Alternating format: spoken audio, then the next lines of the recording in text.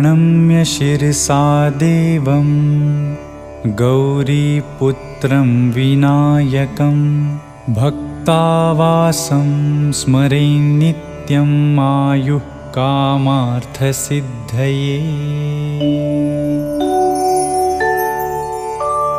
प्रथमं वक्रतुण्डं च एकदन्तं द्वितीयकं तृतीयं कृष्णपिङ्गाक्षं गजवक्त्रं चतुर्थकम्।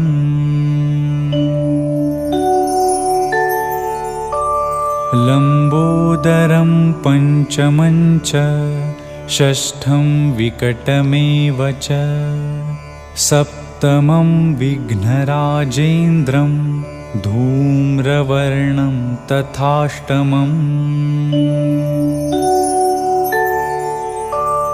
नवमं भालचन्द्रं च दशमं तु विनायकम् एकादशं गणपतिं द्वादशं तु गजाननम्।